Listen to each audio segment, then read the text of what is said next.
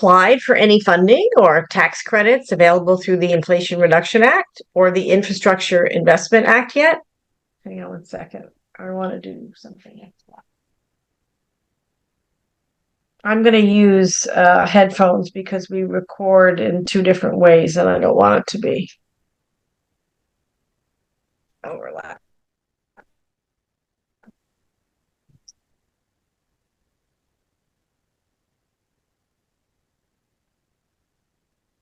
Sorry, I meant to do this before.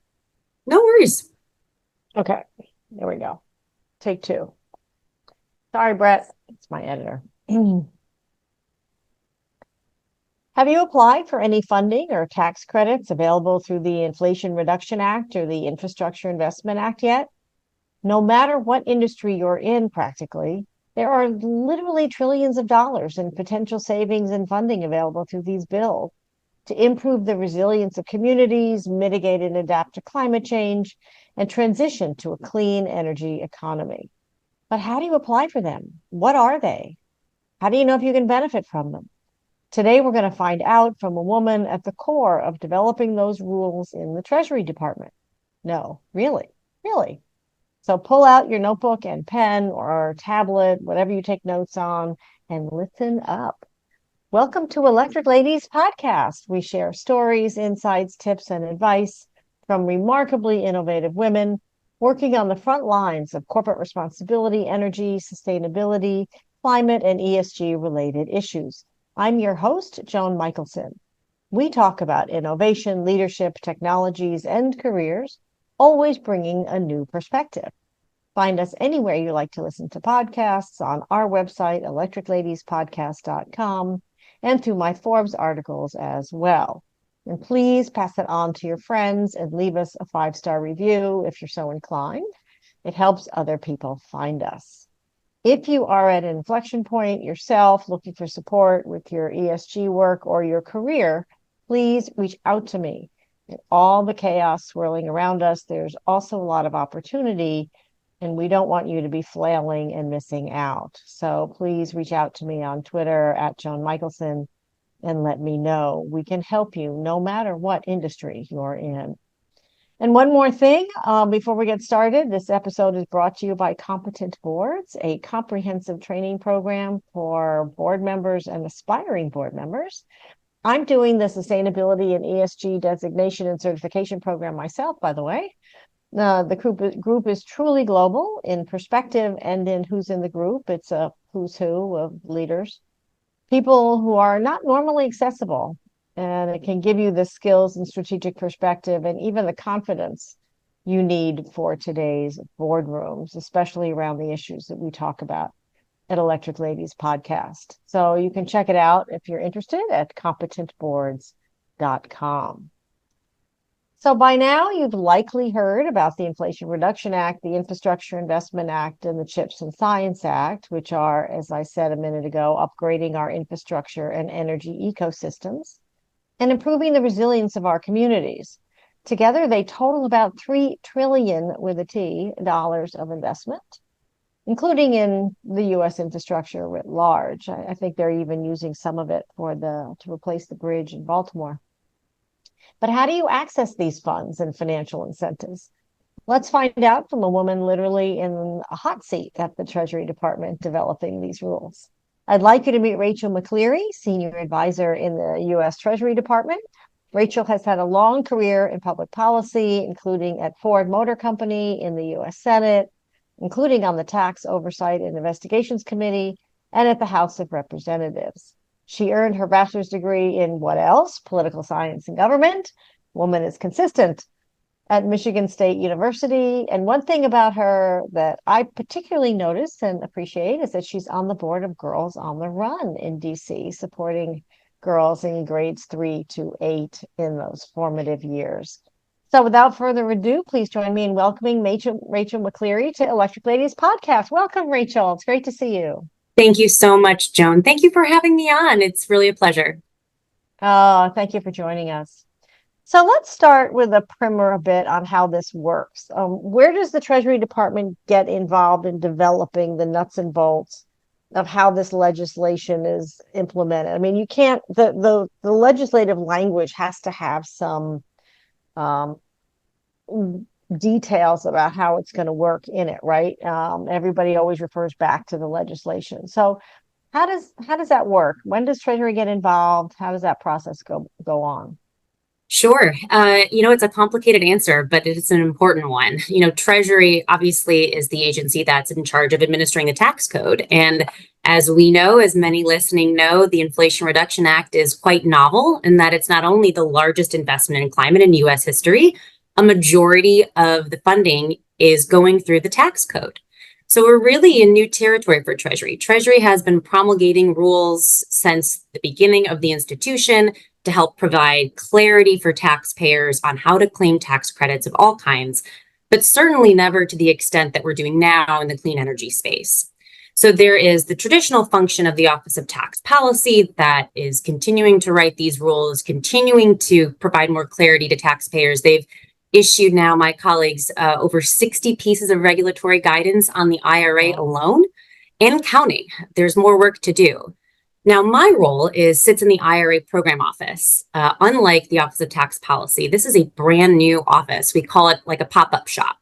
And it was, of course, established soon after August of 2022 to help implement the IRA. So you might be thinking, well, writing the regulations isn't that implementation? Yes, and that is the core function of what Treasury is doing. There's no question about it.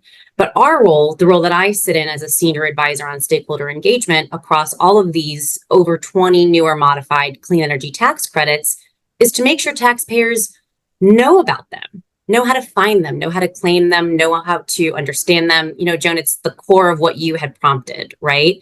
So the work is continuing to be made. The tough policy decisions are being made by my extremely talented colleagues in tax policy.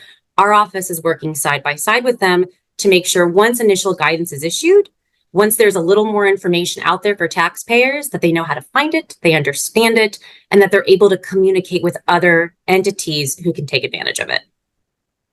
Well, that's what we're here to talk about. So thank you for that. I appreciate it.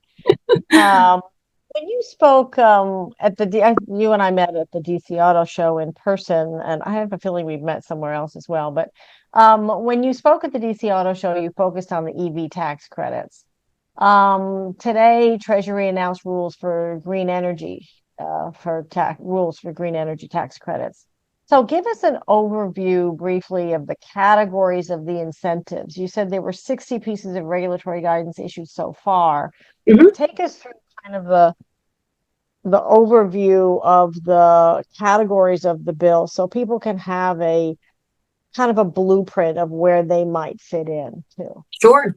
So we like to break them down by industries and audiences. I think that's the easiest way for people to kind of start cross-referencing where they sit.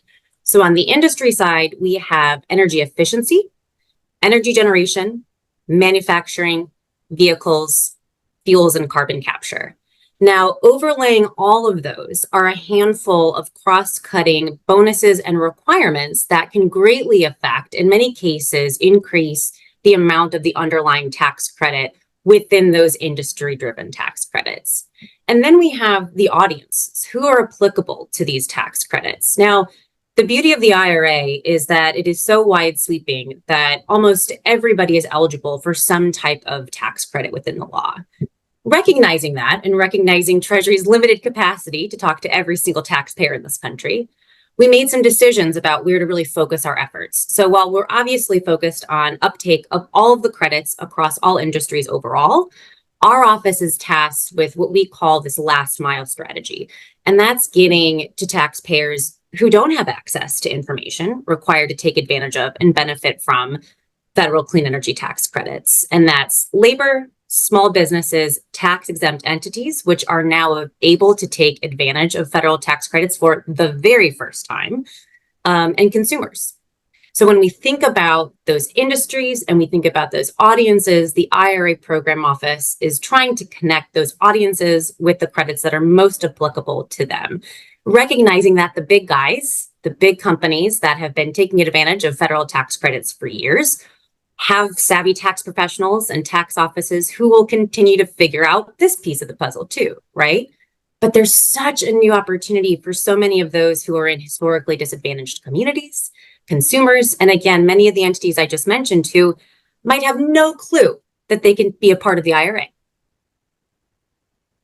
And they wouldn't know where to look. I mean, I get this even from people that I deal with, and some of them are, Absolutely. people who work in big companies and big organizations who are told by their boss to go figure it out, and they're like, I'm clueless. I mean, it's so it's interesting. It's kind of a high class problem because there's so much to choose from, Yes. and there's so much good that can be done that it's almost like, well, I've got all these ingredients in my kitchen. What am I going to make? Because I have almost an unlimited number of choices, right?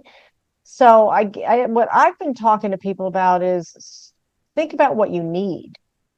If you are in a manufacturing plant and you've been wanting to upgrade your manufacturing process, so let me see if this is correct. Is it true that they can then, if they do it in a way that reduces their carbon footprint, they can possibly get a tax credit for that? Or do they get funding, or like because there's the funding buckets and there's the tax credit buckets.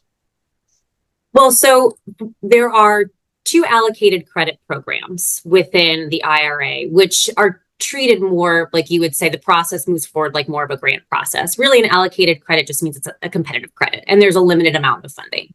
So, in the example that you described, that's a situation where an entity could potentially be eligible for a qualifying advanced energy product credit. I call them 48C for short. These tax credits have very long names and I speak shorthand quite a bit, Joan. So make sure to let me know if I need to spell things out in greater detail. And that, again, is a competitive process, right? Where you would apply to try to get a piece of the funding that's available, 10 billion total for this particular allocated credit. And if you submit a concept paper and DOE and IRS agree, you could potentially get a tax credit in return. Now, on the other side of it, there's 45X, which is an uncapped credit that's not competitive, the Advanced Manufacturing Production Credit. And this tax credit, again, 45X for short, provides a production tax credit for domestic manufacturing of the widgets in the clean energy supply chain. So solar and wind energy, inverters, battery components, critical minerals, and others. So between the two credits, and then figuring out what you need, to your point, Jen, I think that's, in talking to entities, really getting to that core of need is so important. Then you can determine where within the manufacturing credit bucket you might fall. So the IRA is all about providing tools and resources. And then it's up to the taxpayer to decide which of these tools and resources will best help them financially meet their clean energy goals. So where can people go? I know that the Treasury has that resource hub for taxpayers, but talk about like what do they do there? And you might give the URL, because when I looked it up, it was an alphabet soup of characters, but and I wouldn't dare give that. But give us the actual URL that people can use to get to it, but also talk about how it works and what they can. I mean, where do you start when you get there? I mean, how do you navigate it? Yes. So it's treasury.gov/IRA. And that's going to take you to a landing page that provides an overview summary of how Treasury is involved with the IRA. And halfway down, you'll find that taxpayer resource hub, Joan, which is what you were talking about, that's linked. You click on that, and then it actually takes you to a separate landing page. And the first drop-down item you see is an option to choose what kind of taxpayer you are. I am a small business. I am a tax exempt entity. I am a consumer.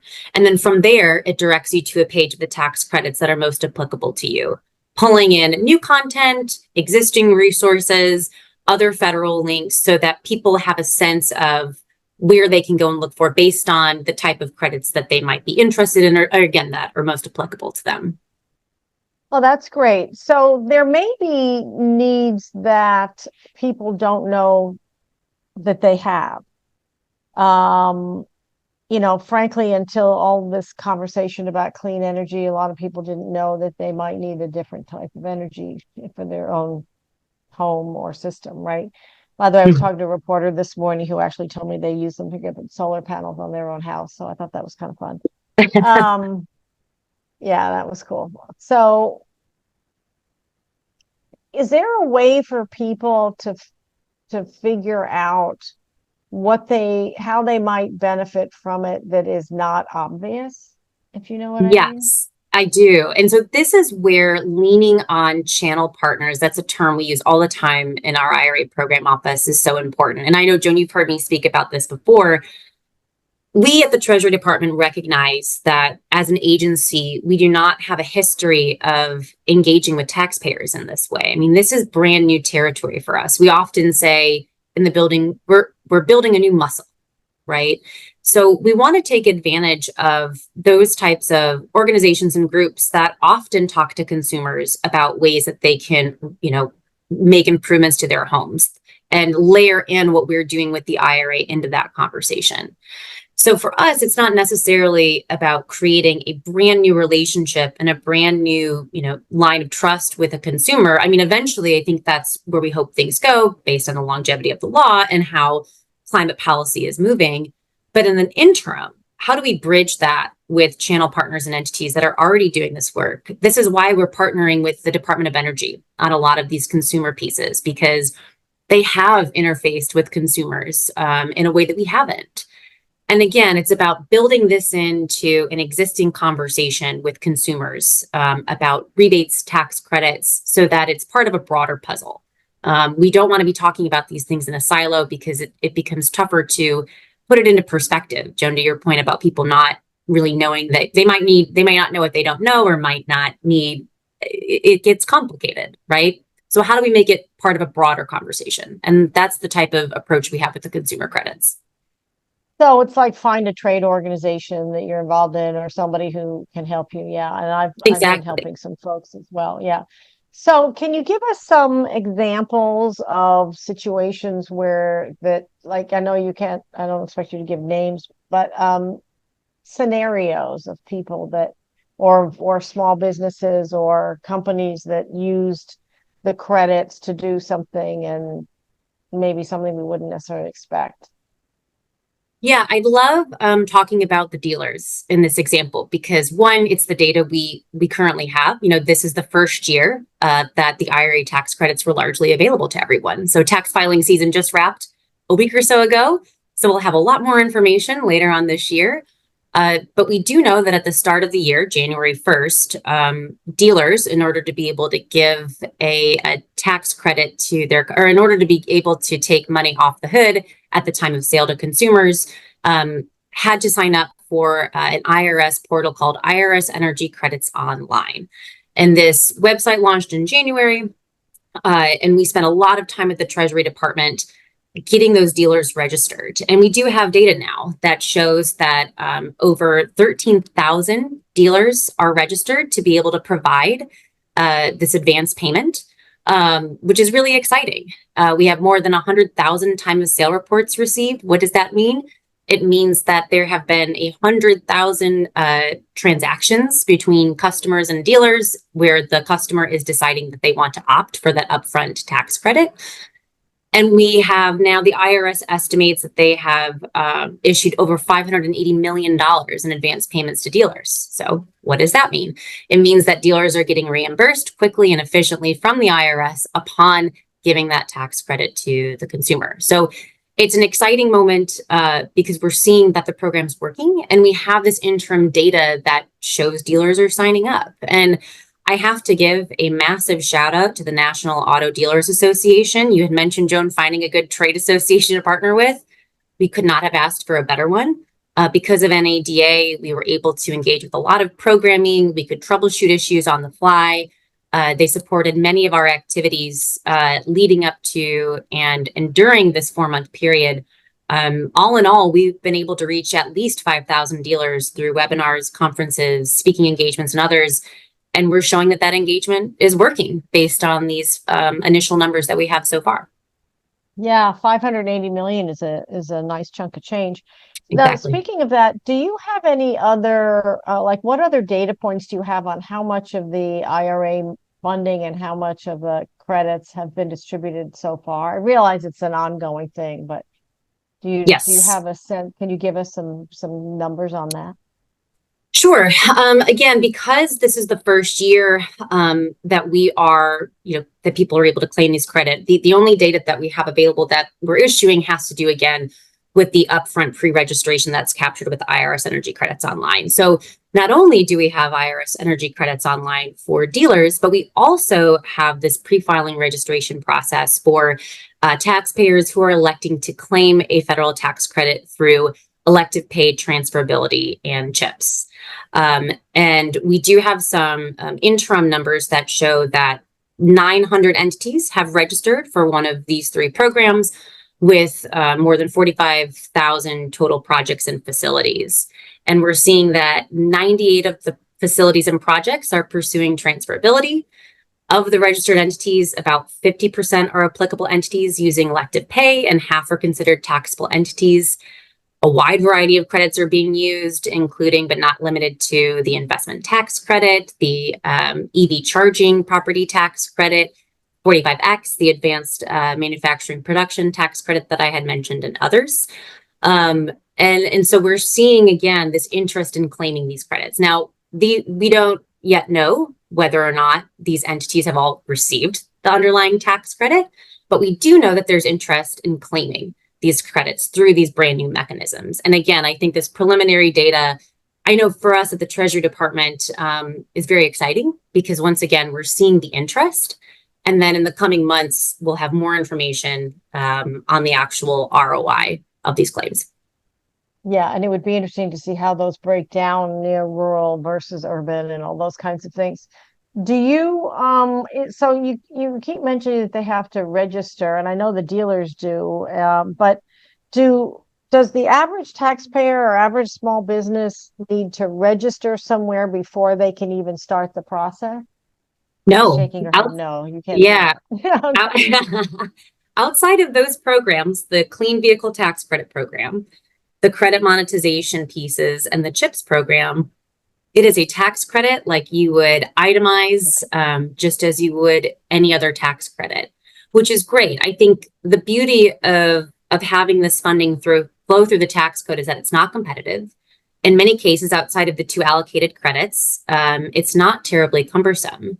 It is making sure that we make these forms and information about the forms and eligibility available for the consumer. So the issue we're seeing in the questions that are coming up aren't necessarily on the actual process of, say, claiming the advanced manufacturing production tax credit. I mean, that's a form that you just include like you would with anything else. It's, well, gosh, do I qualify? Because what if I fill out this form and I claim it, and then the IRS comes back and says, nope, we've determined this is not a qualifying project. That's the piece. That's the education. That's one, difficult for Treasury because we can't provide taxpayer advice. But it's also, a challenge as we continue to promulgate more rules. The hope is that will provide more and more clarity and that taxpayers will feel confident in making those elections. Well, that's the thing too, is they don't want to allocate because they have to put out the money and then, in effect, get it back in the form of a That's tax right. credit. And so, like the person I talked to this morning who, they could have put the solar panels on their house and not qualified for the tax credit, and you're out of the, I mean, it's still a good thing to do, but you're counting on getting that money back. So you want to have an educated CPA who knows something about this. That also raises the question. I mean, I have to ask you the question you've probably gotten a great deal, which is what happens if the administration changes hands on January 20th. There has been signals, let's put it that way, that a lot of the allocations related to climate change will, try to be reversed. I know that a lot of the provisions in the Inflation Reduction Act writ large have actually been helping a lot, states across the country, and people may have voted against them, but they're showing up for ribbon cuttings. But you're on the ground in just a very practical, hands-on level. What is the risk that a new Treasury Secretary might come in and say, forget it, we're canceling all this? Well, look, I mean, we're laser focused on implementation, independent of what may or may not happen in November. Outside of that, I can just generally say, it's really difficult to make changes to such a substantial law that is already now becoming ingrained with the process of being able to claim tax credits. So for us, I mean, it's exciting to see the IRA work. And the longer it sits out there, the longer we have to implement and educate, I think the more of that we're going to see. And again, if you have a law that's working and you have taxpayers that are satisfied in being able to claim these financial benefits, I just think all of that makes an environment very difficult to claw back any of those specific provisions. Well, and we saw that with the Affordable Care Act, right? So, Exactly. what are the trends that you've seen in the actual allocations? You mentioned cars, I mean, are you seeing more solar panels or solar installations, or are you seeing of the ones that you're aware of and the trends that you can see, the 900 entities, for example, or the projects that have been proposed so far? I mean, are there patterns that you're seeing in what people are going for? Yes. So overwhelmingly, out of that number I shared, over 80% of those credit monetization and CHIPS claims are for the investment tax credit, the ITC under Section 48. This is not surprising. The ITC has been around for some time. The IRA expanded it. So what we're seeing is probably not a surprise to folks. We're seeing engagement with provisions that taxpayers and entities already know, familiar with, and understand. So, and there, the ITC is also extremely generous too. So when we saw those initial returns on the credit monetization pieces, again, we do not know what's been claimed by corporate entities yet, at least those who aren't pursuing 45X, to know what else is out there. But at least for those who are using these new credit monetization mechanisms, they're relying on a tax credit that has long existed. It's just been in fits and starts based on congressional action, and now is a little more permanent. Okay, so are they using that investment tax credit to do energy upgrades, to do new manufacturing? I mean, process. I mean, do you have a sense? Not everybody who's listening is going to know what an investment tax credit gets applied to. So, can you relate it to, like you mentioned, the 580 million for advance payment to dealers? I mean, that's cars, right? So, can you get a little more specific about what kinds of projects? I know you have limited detail, maybe Right. until there's an analysis of the 2023 tax returns, but can you give a sense of, based on the trends you've seen so far? So we can't get into any further detail about the projects, specific projects that have been claimed. But I can say, examples of the ITC would be offshore wind farms, community solar developments. It's a very broad action for any type of clean solar or clean energy. So it is broad, applicable, and so it's not surprising, right, that we're seeing that be of most interest across all these spaces. Right. Yeah. And there's actually there's specific production tax credits for wind and solar in existence already. So one of the things that I'll ask you a couple other things, and then we'll get to some career advice. But one of the things that I'm a particular fan of in this, in the way that it was developed, the Inflation Reduction Act, and I think it's true of the Infrastructure Bill and the CHIPS Act too, is this provision for Justice 40. So can you explain? I mean, my understanding is that means that 40% of the benefit has to go to disadvantaged or however you define that community. So can you get a little more granular and make sure that we're giving correct information on that? Yes. Are you talking about the low-income communities bonus credit? That's interesting. I didn't know about that. Go ahead and try that. Go for it. Yes. So the low-income communities bonus credit, shorthand is 48 little e. So this increases the amount of energy investment tax credits, going back to the applicability of the ITC, for clean energy investments in low-income communities on Indian land as part of affordable housing developments and benefiting low-income households. And this is a really interesting program because it's another allocated credit.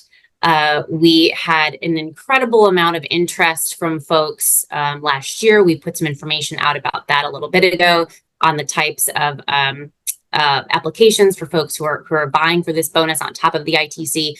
But it was embedded specifically to address these inequity issues. I mean, historically, we have seen with clean energy transitions, right, a leave behind of communities and neighborhoods that are most impacted by climate change, right? So the idea behind the low income communities bonus tax credit is that we are providing an adder, an incentive for developers to invest in these areas that are already struggling, that are hit hardest, so that we're leveling the playing field for those neighborhoods and that they're also able to benefit, just like any other taxpayer who might have more resources or live in an area with more accessibility to clean energy. Thank you for that. I appreciate that. There's also the Justice 40 provision in the IRA and the infrastructure bill, which maybe that's what maybe in your vernacular, it's 48E, little e. But is that the same thing, or is Justice 40 something different? Yeah, Justice 40 is administered by DOE. And DOE does have a piece of certainly an important piece to play in IRA, not just with certain grant programs, but also in being a partner with the Treasury Department implementation overall. So they're often involved either administering their own programs within the IRA, or I mean, certainly locking arms with us and helping administer these allocated tax credits, both the manufacturing one I mentioned earlier, and then also with 48 little e, they play a very special role in helping to administer and decide on applications for that tax credit as well. Okay, cool. One of the things that I'm noticing, and I know that there's the Office of Transportation and Energy, or Energy and Transportation, whatever order those words go in.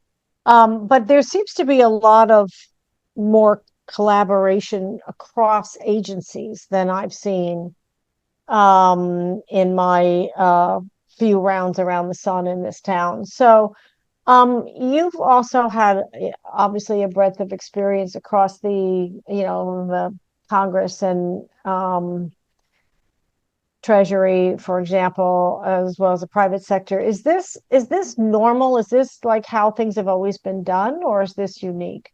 Very unique, certainly. I mean, these three laws, when we think about CHIPS, the infrastructure law, and IRA, have created this interagency process that really hasn't existed in this way before.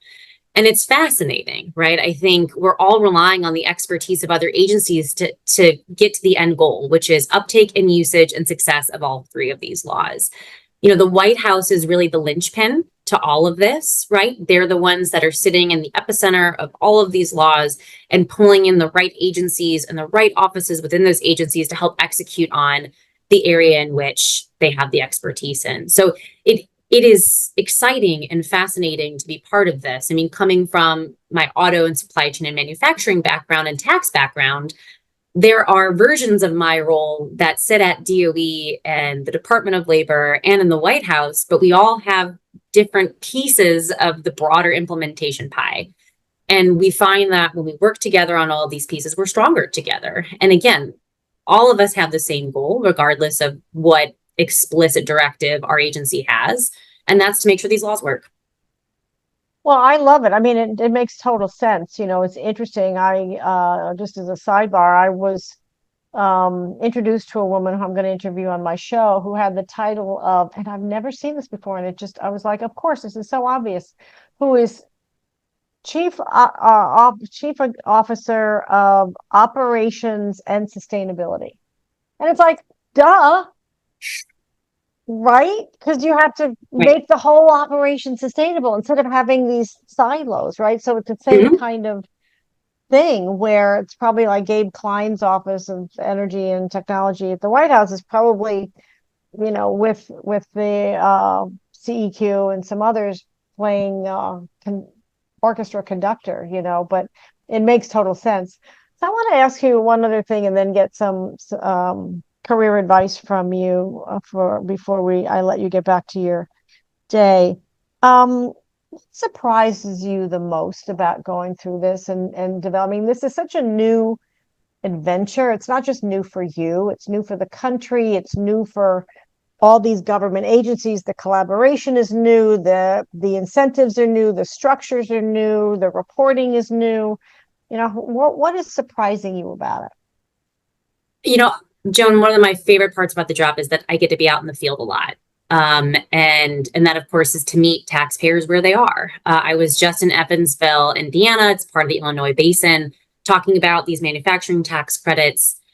And I use that as an example to answer your question because there's so much excitement and so much hunger for information. And to me, when I'm out talking with these folks, when I am traveling, the through line is always the energy, and it's always the how can I figure it out? Right. And so, yes, it is new. It's complicated. Our job, our goal at the Treasury Department in my office is to make it less complicated for folks and more accessible. But the surprising thing that I see is just the desire and the hunger to want to take advantage of it.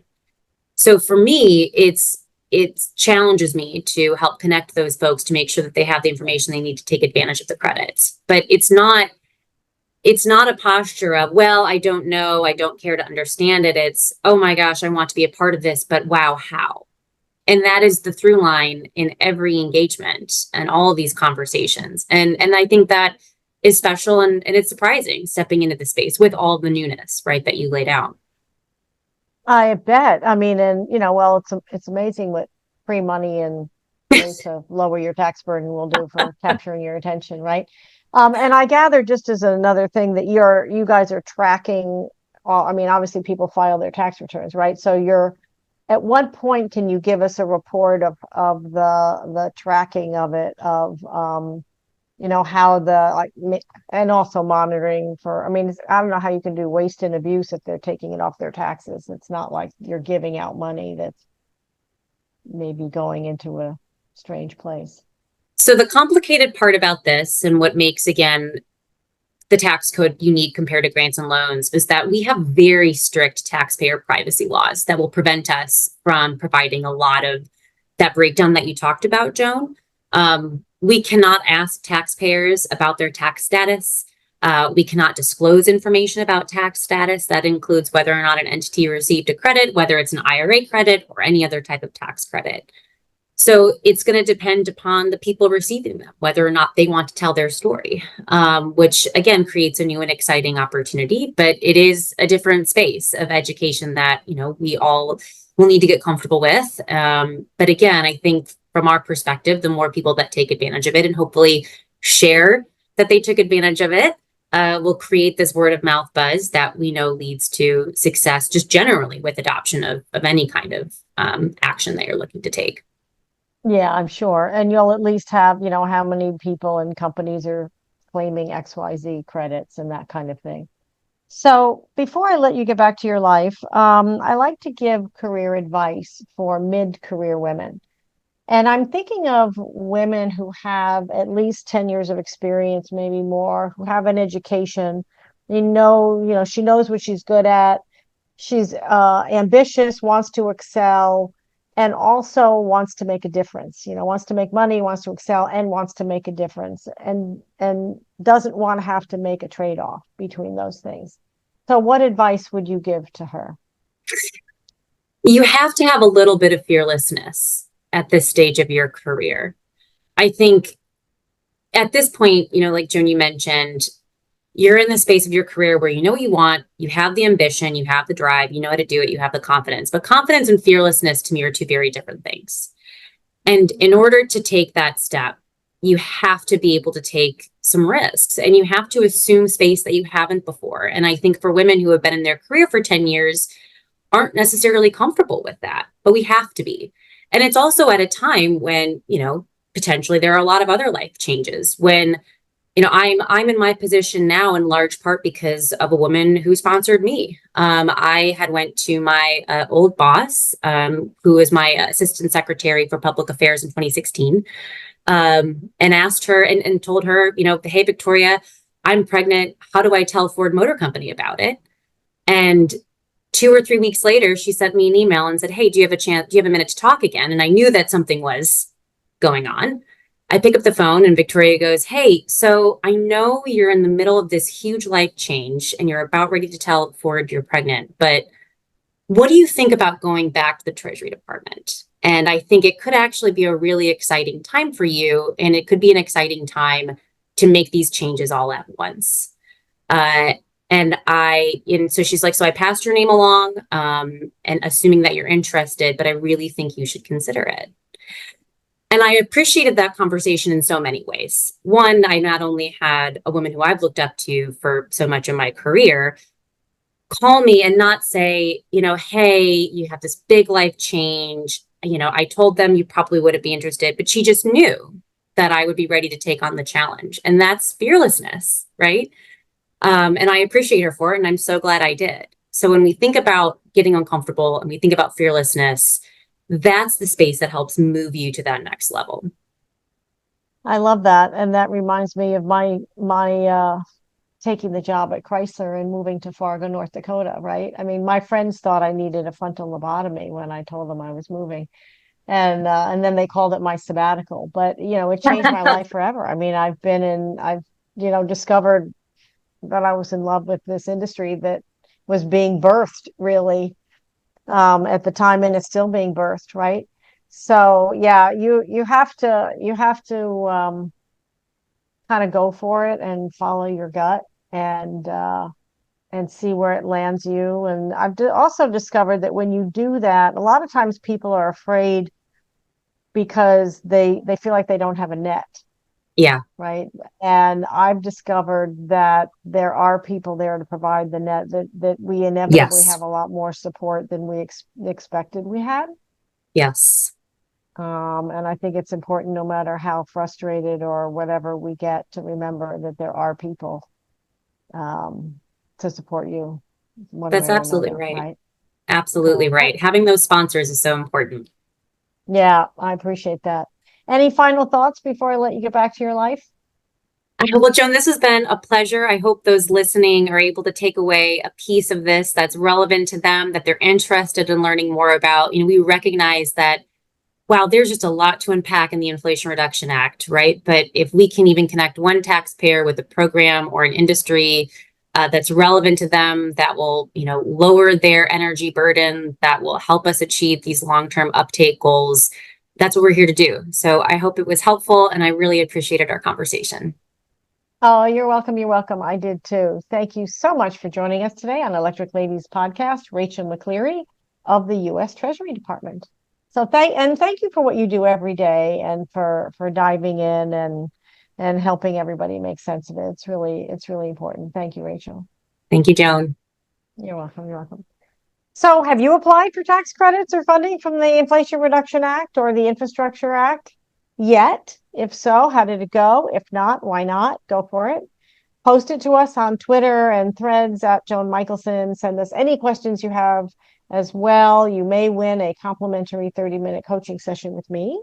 And please subscribe to our mailing list to stay abreast of our amazing guests like Rachel, our articles, and career advice. And you can subscribe on electricladiespodcast.com. I'm Joan Michelson. Thank you so much for joining us. See you next time.